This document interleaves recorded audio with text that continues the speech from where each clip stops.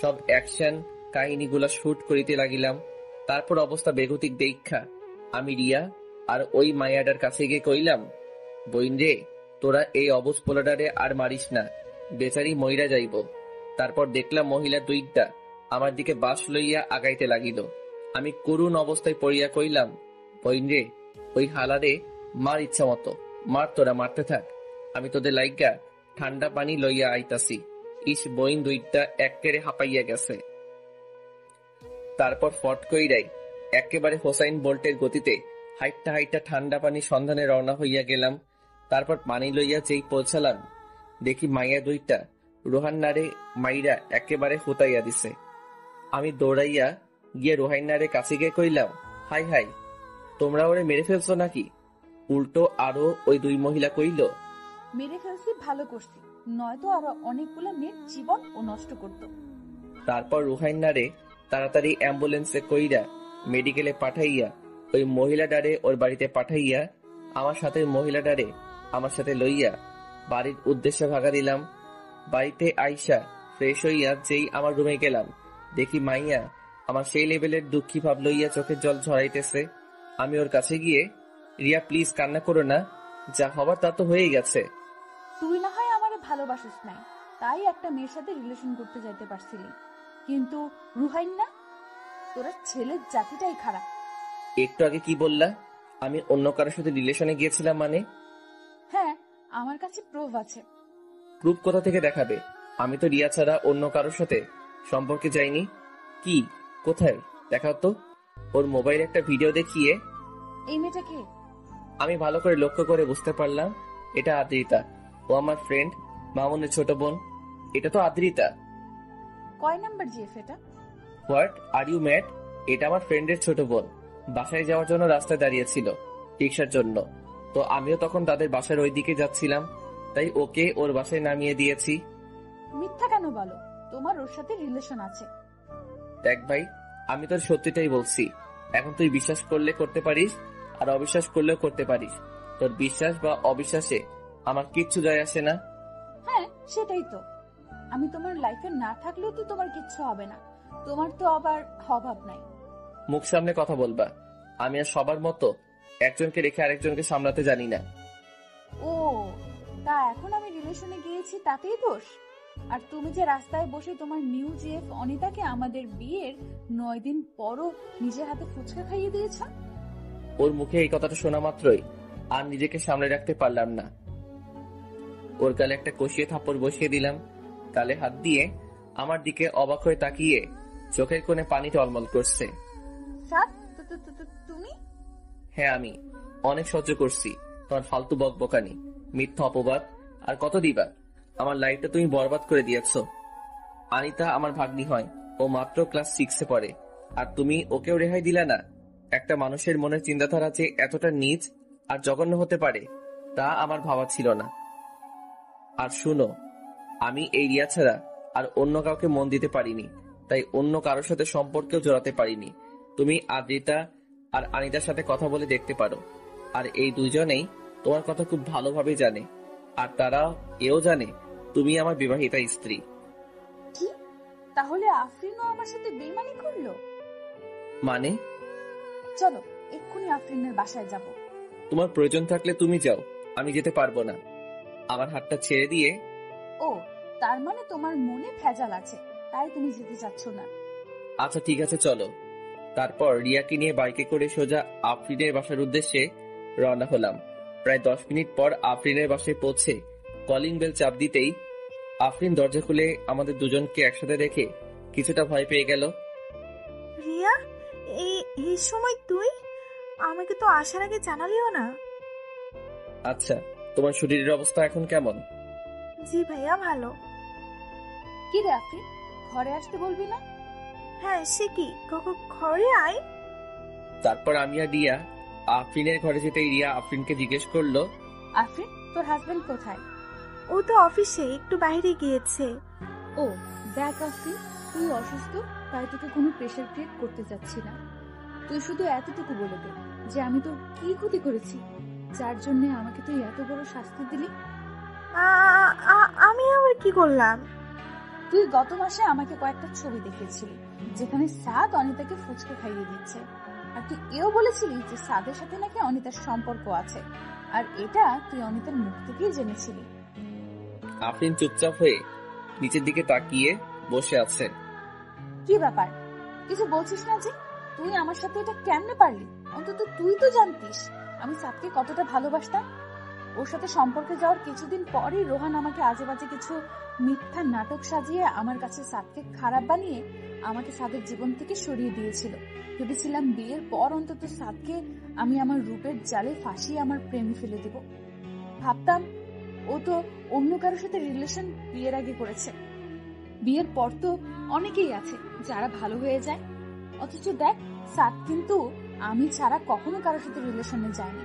এই ছেলেটা আমার সুখের জন্য সব করেছে, আর বিনিময়ে আমি তাকে শুধু কষ্টই দিয়েছি। তুই জানিস আফরিন ও আমাকে কতটা ভালোবাসে? দেখ না, আমি আমাদের বিয়ের 9 দিনের মাথায় যখন আমাকে জানিয়েছিলি সাদ অনিতার সাথে রিলেশন করে, তারপর আবারও আমার কাছ থেকে মন ভেঙে গেল। জানিস, অনেক কান্না করেছি সেদিন।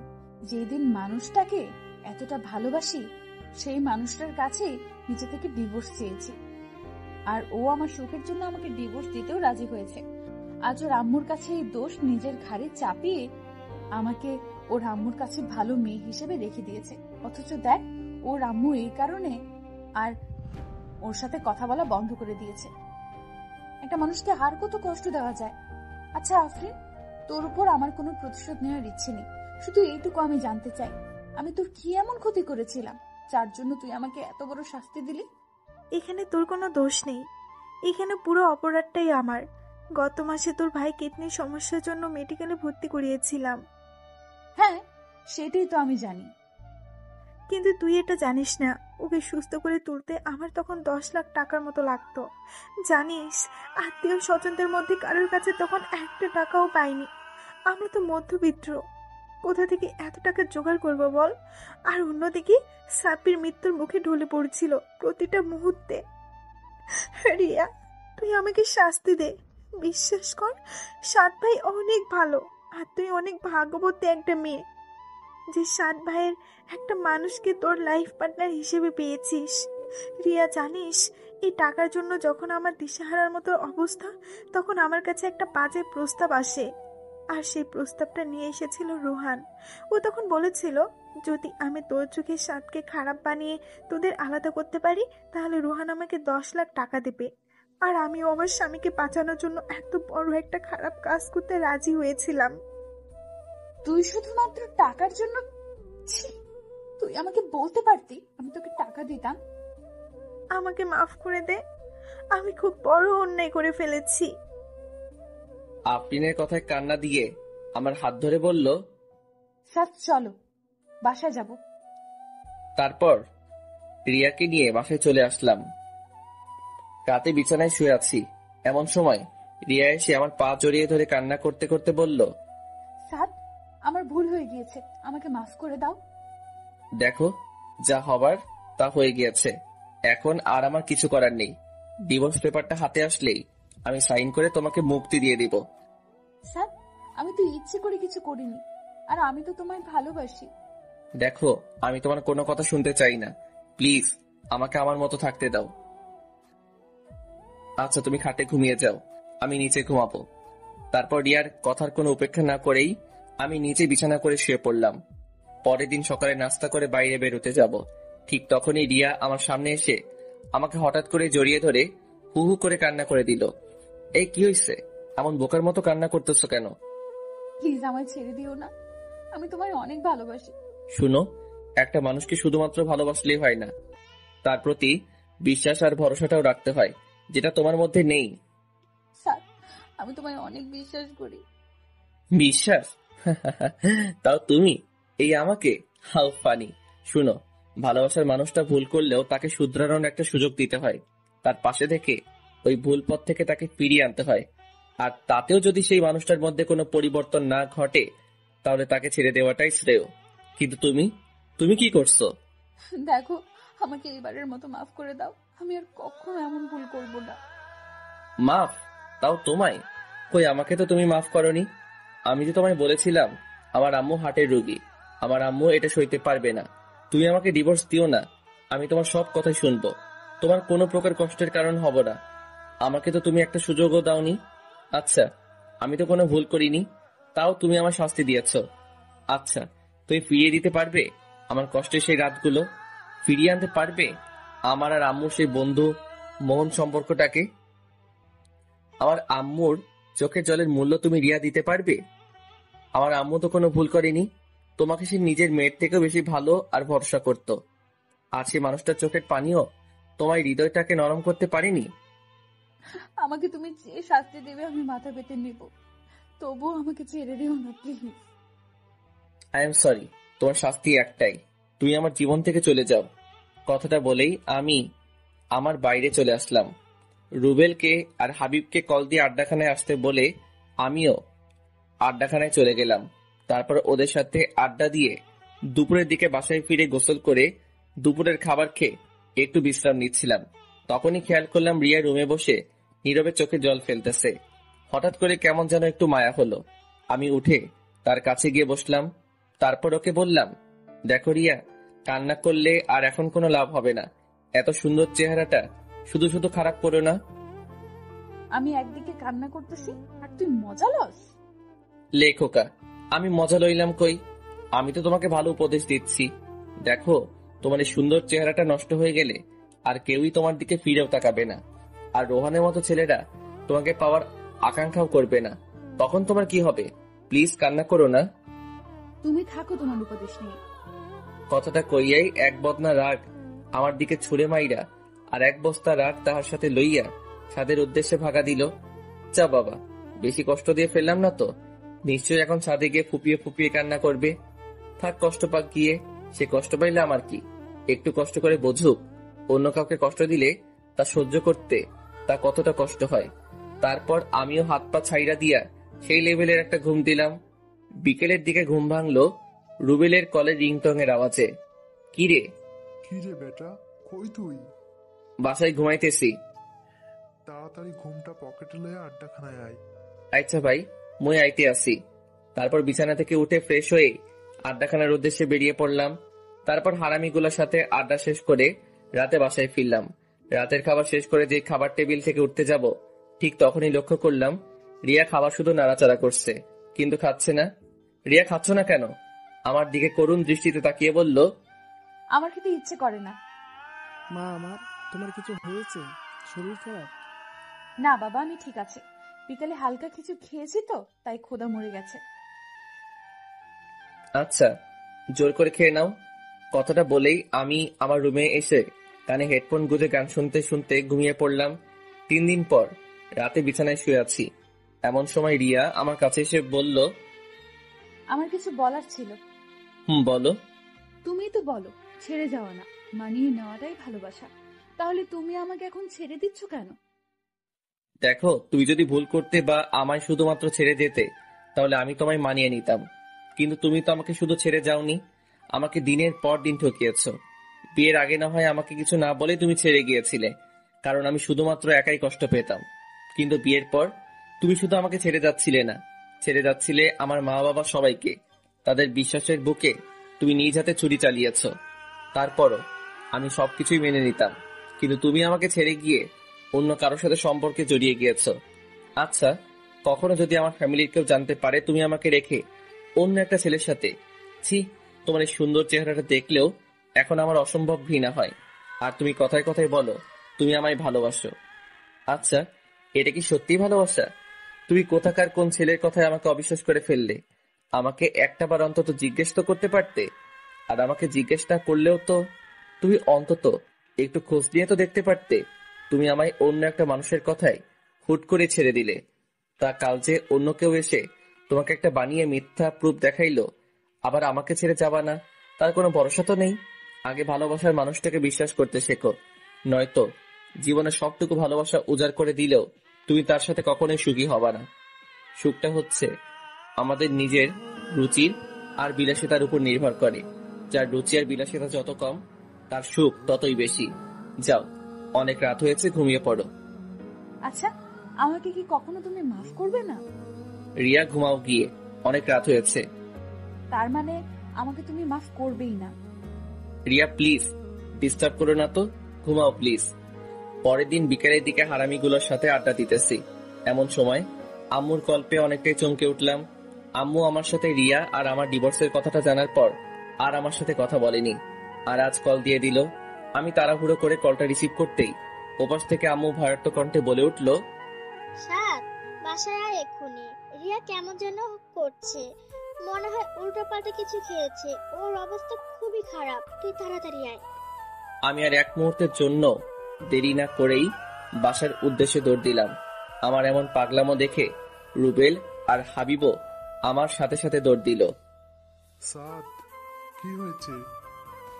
আমি কিছু বলতে পারছি না, শুধু দৌড়াচ্ছি। সাদ প্লিজ, কি হয়েছে বল। প্লিজ তোর আমার সাথে আয়, রিয়ার কি যেন হয়েছে। তারপর বাসায় পৌঁছে যে রিয়ার কাছে গেলাম, দেখি ওর মুখ দিয়ে লাল বেড়ে হচ্ছে আর অনেক বমি করতেছে। ওকে আমি কোলে নিতেই ওর হাত থেকে বিষের একটা ছোট সরে পড়ল। সর্বনাশ হয়ে গেছে, রিয়া তো বিষ খাইছে।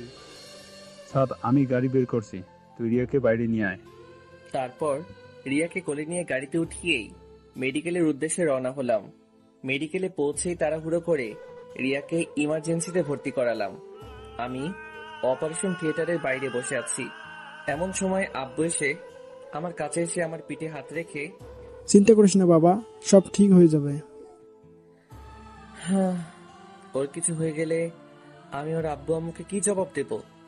এই তুই এভাবে বলছিস কেন? সব ঠিক হয়ে যাবে তো। তাই যেন হয়। প্রায় ঘন্টাখানেক পরেই অপারেশন থিয়েটার থেকে ডক্টর বেরিয়ে আসলো। আমি ডক্টরের কাছে গিয়ে জিজ্ঞেস করলাম, ডক্টর রোগীর কি অবস্থা? আপনারা সঠিক টাইমে নিয়ে আসতে পেরেছেন, তাই রুগীর তেমন কোনো প্রবলেম হয়নি। রুগী ঠিক আছে, আপনি চাইলে একা গিয়ে ওনার সাথে দেখা করতে পারেন, তবে লক্ষ্য রাখবেন রুগী যেন বেশি কথা না বলে। তারপর আমি রিয়ার কাছে যেতেই দেখি রিয়া নিথর হয়ে বেডে শুয়ে আছে। আমি ওর কাছে গিয়ে ওর কাছে বসে ওর মাথায় হাত বুলাতে বুলাতে বললাম, এখন কি কিছুটা ভালো লাগছে? তুমি এই বোকামোটা না করলেও পারতে, যদি একটা কিছু হয়ে যেত। তাহলে তো ভালোই হতো, সবাই মুক্তি পেয়ে যেত। আমার মতো মেয়েদের এই পৃথিবীতে না থাকাই ভালো। অন্তত আমার জন্য অনেকগুলো মানুষের জীবনের সুখগুলো হারিয়ে যেত না। তোমরা মেয়েরা একটা জিনিস খুব ভালো পারো, সেটা কি জানো? অভিমান। এই অভিমানটা কখনো অন্য কারোর উপর দেখিয়ে বেশ কয়েকটা মানুষের জীবন বিপাকে ফেলে দাও, আবার কখনো নিজের উপর দেখিয়ে বোকার মতো নিজেকে শেষ করে দাও। আচ্ছা, তোমরা কি এটা পারো না যে যেই ভুলগুলোর জন্য আজকে তোমার জীবনটাকে শেষ করে দিতে হচ্ছে, নিজের অভিমানটাকে কাজে লাগিয়ে সেই ভুলগুলো শুধরে নিতে পারো না? একটা কথা সবসময় মনে রাখবে, হেরে যাওয়া না, লড়াই করে বেঁচে থাকার নামই জীবন। আমি কার জন্য লড়াই করব, কার জন্য বেঁচে থাকবো? আমার সবকিছুই যে আমি শেষ করে দিয়েছি। দেখো রিয়া, জীবনে সবকিছু যেখানে শেষ হয়ে যায় সেখান থেকে আবার নতুন করে শুরু করতে হয়। তুমি রেস্ট নাও, আমি ডক্টরের সাথে একটু কথা বলে আসতেছি। কথাটা বলেই আমি ডক্টরের কাছে যাওয়ার জন্য যেই পা বাড়ালাম, তখনই রিয়া আমাকে পেছন থেকে ডাক দিল। সাদ, পিছনে ফিরে ওর দিকে তাকিয়ে, বলো। তুমি আমার আব্বু আম্মুকে এই ব্যাপারে কিছু জানিও না প্লিজ। আমি আর কাউকে কষ্ট দিতে চাই না। আচ্ছা তুমি রেস্ট নাও, তোমার আব্বু আম্মু কিছু জানবে না। তারপর ডক্টরের সাথে কথাবার্তা বলে যতটুকু বুঝতে পারলাম, অন্তত 3 দিন রিয়ার মেডিকেলে অ্যাডমিট থাকা লাগবে। রাত প্রায় 2টা। আমি রিয়ার পাশে বসে বেডের উঁচু মাথাটায় হাত দিয়ে তার উপর মাথা রেখে ঘুমিয়ে গিয়েছি। রিয়ার ঝাঁকুনিতে ঘুম ভাঙলো। আমি হন্তদন্ত করে উঠে চোখ কসলাতে কসলাতে বললাম, তোমার কি খারাপ লাগছে? আমার দিকে অসহায়ের মতো তাকিয়ে বলল, আমার না খুব ক্ষুধা লেগেছে, আমাকে কিছু খেতে দাও না। আমার বুকের ভেতরটা অজানা মায়ায় হুট করে কেঁপে উঠল। ওর এই খাবার চাওয়ার ভঙ্গিমাটা এতটাই করুণ আর কষ্টের ছাপ বজায় রাখছিল। ইচ্ছে হচ্ছিল নিজের কলিজাটা ওকে দিয়ে দেই, কিন্তু ও তো এখন চাইলে খেতে পারবে না। ডক্টরের পারমিশন ছাড়া খাওয়াতে গেলে অনেক বড় ধরনের কোনো অ্যাক্সিডেন্ট ঘটে যেতে পারে। তাই ওকে সান্ত্বনা দিয়ে বললাম, এই তো লক্ষ্মী, সকাল হয়ে গিয়েছে, আর একটু ঘুমাও, সকাল হলেই তোমায় আমার নিজের হাতে খাইয়ে দিব। আমার দিকে কিছুক্ষণ তাকিয়ে থেকেই চোখটা বুজে ঘুমানোর চেষ্টা করলো। তারপর সকালে ডক্টর আসার পর রিয়াকে চেক আপ করে ডক্টর জানালো যে দুপুরের দিকে তাকে খাওয়ানো যাবে। তবে খুব অল্প পরিমাণ খাবার খাওয়াতে হবে। তারপর আমি রিয়ার কাছে যেতেই রিয়া বলল, তুমি টেনশন করো না তো, ডক্টর যা বলেছে আমি সব শুনেছি। আমি এখন একটু ঘুমাই, আর তুমি খেয়ে নাও। না খেয়ে খেয়ে কতটা শুকিয়ে গিয়েছো। আচ্ছা তুমি ঘুমাও, আমি খেয়ে নেব নে।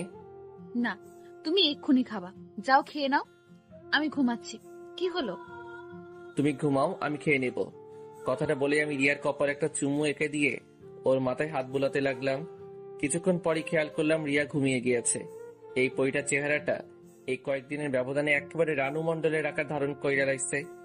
পরের দিন রিয়াকে মেডিকেল থেকে বাসায় নিয়ে গেলাম। রাতে খাবার খেয়ে রুমে এসে শুয়ে বিশ্রাম নিচ্ছি। এমন সময় রিয়া আমার কাছে এসে বলল, এ কি, তুমি নিচেই বিছানা করছো কেন? আমি তো নিচেই ঘুমাবো। তুমি কি আমায় কখনোই ক্ষমা করবে না? সেটা সময় হলেই বুঝতে পারবে। এখন ঘুমাও। আর শোনো, আশা করি মৃত্যুর স্বাদটা যে কতটা কঠিন আর ভয়ানক সেটা কিছুটা হলেও আন্দাজ করতে পেরেছো। আমি জানি এমন বোকামি আর কখনো করবা না। যাও ঘুমিয়ে পড়ো। লক্ষ্য করলাম রিয়া আর কিছু না বলে চুপচাপ শুয়ে পড়লো। তারপর এইভাবেই চলে গেল বেশ কিছুদিন। আমাদের ডিভোর্সের আর মাত্র 9 দিন বাকি আছে। বিকেলের দিকে ছাদে বসে প্রকৃতিটাকে উপভোগ করছিলাম। এমন সময় লক্ষ্য করলাম রিয়া একটা ব্ল্যাক শাড়ি পরে ছাদে আসলো। তারপর আমার কাছে গিয়ে বলল, দেখো তো আমায় কেমন লাগছে। খুব ভালো। রিয়া শুনো। বলো। দেখো, আমি তোমাকে একটা কথা বলবো বলবো করে আর বলা হচ্ছে না, কিন্তু এই কথাটা তোমার জানাটা খুব জরুরি। তুমি কষ্ট পাবে ভেবেই এতদিন তোমাকে এই কথাটা বলি নাই। কি এমন কথা? আসলে তুমি আর আমাকে পাবে না, কারণ এখন আমি অন্য কারো। তুমি যেদিন রোহানের সাথে মিট করতে গিয়েছিলে আমি ওই দিনই তোমার সব কাহিনী জেনে গিয়েছিলাম। আর তারপরই আমার এক কলেজ ফ্রেন্ড রুহি আমার সব কথা কিভাবে যেন জানতে পারে। আর ও আমাকে কলেজের শুরু থেকেই নাকি পছন্দ করত, কিন্তু ভয় কখনো বলতেও পারে নাই। তারপর আমার এই অসহায়ত্বের কথা জেনে ও আমাকে আমার সারা জীবন পাশে থাকার আশ্বাস দেয়। ভাবলাম তুমি তো আর আমার নেই, লাইফে ভালো থাকার জন্য অন্তত কাউকে তো প্রয়োজন। আর মেয়েটা অনেক নম্রভদ্র, এক কথায় যে কারোর মনের মতো। তাই আমিও রাজি হয়ে গিয়েছিলাম। দেখো রিয়া, আমার আর কিছু করার ছিল না। আমি নিজেকে সামনে নেওয়ার কোনো মাধ্যমই খুঁজে পাচ্ছিলাম না। তাই অনেক ভেবেচিন্তে রুহির প্রপোজালে রাজি হয়ে যাই। রিয়া প্লিজ, তুমি আমাকে ভুলে যাও। আমি রুহিকে ঠকাতে পারবো না। স্তব্ধ হয়ে আমার দিকে তাকিয়ে আছে। মুখে কোনো আওয়াজ নেই, আছে শুধু একরাশ হতাশা আর চোখের জল। ও। রিয়া আর কিছু না বলেই ছাদ থেকে নিচে চলে যেতে লাগলো। বেচারি নিশ্চয়ই এখন রুমে গিয়ে ফুপিয়ে ফুপিয়ে কান্না করবে। তারপর দেখতে দেখতেই আরো 4টা দিন কেটে গেল, আর মাত্র 5টা দিন। তারপরই আমার আর রিয়ার রাস্তা আলাদা, দুজন দুই দিকে। কেউ কাউকে চাইলেই দেখতে পারবো না, চাইলেই তার সাথে ঝগড়া করতে পারবো না। কেউ আর আমাকে জ্বালাবেও না। আমারও আর কারো জন্য সময় মতো বাসায় ফিরতে হবে না। আমরা দুজনেই মুক্ত হয়ে যাব। কারোরই কোনো ধরনের প্যারা থাকবে না, থাকবে না কারো অভিযোগ। আচ্ছা, আমরা দুজন আলাদা হলেই কি সব ঠিক হয়ে যাবে? আমরা সত্যি দুজন দুজনকে ছাড়া হ্যাপি থাকবো? কতগুলো আমাদের বাসার করিডোরে দাঁড়িয়ে ভাবছি। ঠিক তখনই কারো ঠান্ডা আর শীতল হাতের স্পর্শে পিছনে ফিরে তাকাতেই দেখি আম্মু। আম্মু তুমি? হ্যাঁ আমি। তোরা তো নিজেদের ইচ্ছেতেই আলাদা হয়ে যেতে চাচ্ছিস। আচ্ছা, তোরা আলাদা হয়ে গেলে কি ভালো থাকবি? তোদের সমস্যাটা কি জানিস? কি? তোদের ইগো। এই ইগোটাকে তোরা প্রাধান্য দিতে গিয়ে তোরা নিজেরাই হেরে যাচ্ছিস, আর জিতে যাচ্ছে ইগো। একটু ভেবে দেখিস, রিয়া এই পর্যন্ত যা যা করেছে আমি সব কিছুই জানি। মানে তুমি কি জানো? রোহানের ব্যাপার থেকে শুরু করে সবকিছুই জানি। তবে মেয়েটা না বুঝে ভুল করে ফেলেছে, তাই বলে তুই ওর মতো ভুল করবি? কথাটা বলেই আম্মু রুমের দিকে পা বাড়ালো। আমারও কেন যেন কিছু ভালো লাগছিল না, তাই রুমে গিয়ে একটু ঘুমানোর চেষ্টা করলাম, কিন্তু কিছুতেই ঘুম আসছিল না। এমন সময় রিয়া এসে বলল, তুমি কি ফ্রি আছো? কিন্তু কেন? না মানে একটু আমাদের বাসায় যাবা? আব্বু আম্মুকে খুব দেখতে ইচ্ছে করছে। কিছুদিন পরে তো একবারের জন্য তোমার আব্বু আম্মুর কাছে চলে যাবে। এই কথাটা বলতে গিয়েও কেন যেন বলতে পারলাম না। আচ্ছা, কখন যাবে? মুখে মলিন হাসি বজায় রেখে বলল, বিকেলে। আচ্ছা ঠিক আছে। তারপর বিকেল হতেই রিয়াকে নিয়ে ওর বাসার উদ্দেশ্যে রওনা হলাম। গাড়িতে বসে আছি, এমন সময় রিয়া আমাকে বলে উঠল, স্যার, এইটা হয়তো আমাদের বাসায় তোমার শেষ যাওয়া, তাই না? হয়তো। আচ্ছা, তোমার হাতটা একটু ধরতে পারি? আমি রিয়ার দিকে তাকাতেই দেখি ও কান্না করতেছে। ধরো। আর শুনো, এখন আর কান্না করে কোনো লাভ হবে না, নিজেকে সামলে নেওয়ার চেষ্টা করো। বিলিভ করো, আমি না অনেক ট্রাই করেছি, কিন্তু আমি কি করব, আমি যে পারছি না। সময় নাও, আস্তে আস্তে সব ঠিক হয়ে যাবে। কিছুক্ষণ পরেই আমরা আমাদের গন্তব্যে পৌঁছালাম, মানে আমার শ্বশুর বাড়িতে।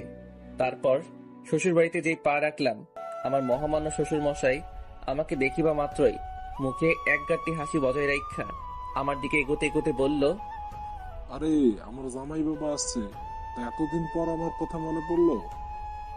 আব্বাজান, আমার তো আপনার কথা প্রতি মুহূর্তেই মনে পড়ে, তাই তো আপনাকে দেখতে চলে এলাম। তা আব্বাজান, আপনি ভালো আছেন তো? বাবা, তুমি চলে আসছো না, এখন তো এমনিতেই ভালো থাকো। যাও বাবা, ফ্রেশ হয়ে রুমে গিয়ে একটু বিশ্রাম করে নাও। তারপর শাশুড়ি আম্মার খোঁজ খবর নিয়েই ফ্রেশ হয়ে রুমে এসে বিশ্রাম নিচ্ছি।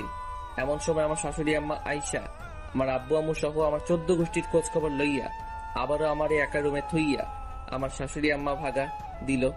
তারপর ঘন্টাখানেক শ্বশুর বাড়িতে কাটাইয়া আবারও রিয়ারে লইয়া আমাদের বাসার উদ্দেশ্যে রওনা হইলাম। পরের দিন আর মাত্র 2 দিন, এই 2টা দিনই আমি আর রিয়া একসাথে থাকতে পারবো। তারপরই সব শেষ। দুপুরের দিকে মোবাইলের কলের রিংটংটা বেজে উঠতেই দেখি রুবেলের কল। কি রে? সাদ, তুই এক্ষুনি একটু আমাদের আড্ডাখানায় আয় তো। এখন আসতে পারবো না, আমার ভালো লাগছে না। দোস্ত, খুব জরুরি দরকার, প্লিজ তুই আয়। কি যেন কিভাবে বলে দিলাম। আচ্ছা ঠিক আছে, আসতেছি। তারপর হাতে টি শার্টটা নিয়ে আড্ডাখানার উদ্দেশ্যে বেরিয়ে পড়লাম। ওখানে যেতেই দেখি রুবেলের সাথে রিয়ার আব্বু বসা। আমি রিয়ার আব্বুর কাছে গিয়েই, আব্বা আপনি এখানে, তো বাসায় চলেন। উনি দাঁড়িয়ে আমার কাঁধের উপর হাত দিয়ে একটা দীর্ঘশ্বাস ছাড়ে। না বাবা, বাসায় যাব না। সে কি, কেন? তুমি অন্তত আমাকে জানাতে পারতে, তোমরা নিজেদের ইচ্ছা অনুযায়ী আলাদা হয়ে যাচ্ছ। আব্বা, আপনি এসব কেমনে জানলেন? কালকে রিয়াকে দেখে কেমন যেন মন মরা লাগছিল। পরে দেখলাম যে রিয়া ওয়াশরুমে গিয়ে কান্না করতেছে। আমার তখনই সন্দেহ হয় তোমাদের মধ্যে কিছু একটা হয়েছে। তারপর খোঁজ খবর নেওয়ার পর জানতে পারলাম তোমরা আলাদা হয়ে যাচ্ছ। আচ্ছা, তোমাদের সমস্যাটা ওটাও আমি জানতে চাই। শুধু আমার কষ্টটা এখানেই, তোমরা আমাদের কিছু না জানিয়েই। দেখো বাবা, আমি জানি আমার মেয়ের সাথে কেউই সুখী হতে পারবে না, কিন্তু তোমাকে দেখে আমি ভরসা পেয়েছিলাম অন্তত তুমি আমার মেয়েকে বুঝতে পারবা, তাকে কখনো ছেড়ে যাবে না। আচ্ছা, আমার একটা তাড়া আছে, আমি যাচ্ছি।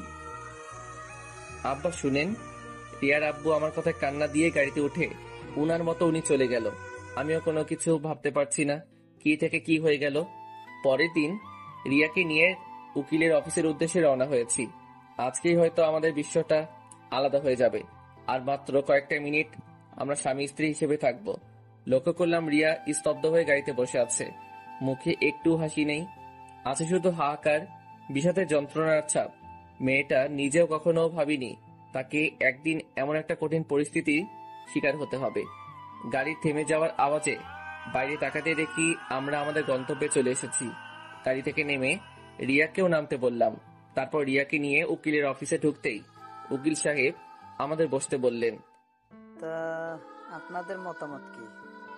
রিয়ার দিকে তাকাতেই দেখি ও আনমনা হয়ে মানসিক রোগীর মতো স্তব্ধ হয়ে আছে। আমি রিয়াকে একটা ঝাঁকুনি দিয়ে, রিয়া তুমি ঠিক আছো তো? আমি ঠিক আছি। উকিল সাহেবকে উদ্দেশ্য করে, আমরা এই 3 মাসে যতটুকু বুঝতে পারলাম আমরা কখনোই আলাদা হয়ে ভালো থাকতে পারবো না, সো আমরা ডিভোর্স চাচ্ছি না। আমার মুখে এই কথাটা শোনা মাত্রই রিয়া হা হয়ে আমার দিকে তাকিয়ে আছে, মনে হচ্ছে আমাকে ও এর আগে কখনো দেখেই নাই। তারপর আমি রিয়ার হাতটা ধরে হ্যাঁচকা টান দিয়ে চেয়ার থেকে উঠিয়ে একটা মুচকি হাসি দিয়ে বললাম, এই যে মিস চলেন, বাসায় যেতে হবে। তারপর রিয়াও একটা সেই লেভেলের হাসি মাইরা কইল, চলে আমার বাবুর আব্বু। তারপর সোজা গাড়িতে উইঠাই বাড়ির উদ্দেশ্যে রওনা হইলাম। গাড়িতে বসে আছি এমন সময় রিয়া বলে উঠল, আচ্ছা একটা কথা আমি কিছুতেই মিলাতে পারছি না। কি কথা? তুমি রুহির কি হবে গো? লেখকা, তাই তো। আচ্ছা সমস্যা নাই, তোমার সতীন বানাইয়া নিমো। কি হারামজাদা, তুই শুধু আমার, অন্য কেউ ভাগ বসাতে আসলে মেরে তক্তা বানিয়ে দেব। ভাইরে, এইবার আমার কলারটা ছাড়। আর রুহি বলতে কেউ নাই, ওটা এমনি তোমাকে বলেছিলাম। কি? তার মানে তুই আমাকে কষ্ট দেওয়ার জন্য? আমার বুকের কাছে জড়িয়ে নিয়ে ওলে আমার সোডাটা, তোমাকে কষ্ট দেওয়ার জন্য বলি নাই তো। তুমি যেন আমাকে কখনো ছেড়ে না যাও, ওই জন্য ওইটা করেছি। এখন তো বুঝতে পারছো প্রিয় মানুষটা অন্য কারো হয়ে গেলে কতটা কষ্ট হয়। I am really sorry. এই লক্ষ্মী, সরি বলা লাগবে না। তারপর বাসায় ফিরতেই আম্মু আমাদের দুইটারে এক লগে দেখা সেই লেভেলের শখ খাইয়া ফিট হইয়া গেল। আর খুশিতে গদগদ করতে আমার পেটে একখানা গুতা মাইরা কইল, আমার কিন্তু খুব তাড়াতাড়ি একটা নাতি চাই। আমিও এক ডিব্বা লজ্জা লইয়া ওই স্থান থেকে ভাগা দিয়া সোজা আমার রুমে আইসা শুইয়া ঘুমাইতে লাগিলাম। রাতের খাওয়া দাওয়া শেষ করে রুমে আসতেই রিয়ারে কইলাম, বউ গো। বলো। আমার পরাণের স্বামী। আম্মা আজকে কি কইছিল মনে আছে? উনাকে ডাকে একটা নাতি আইনা দিতে হইব। যা, তোমার লজ্জা শরম নাই? পাঠকদের সামনেই এসব কথা বলতেছো। তাই তো। ভাইজান ভাগেন, আপনাদেরকে আর কিছু কওনা যাইতো না?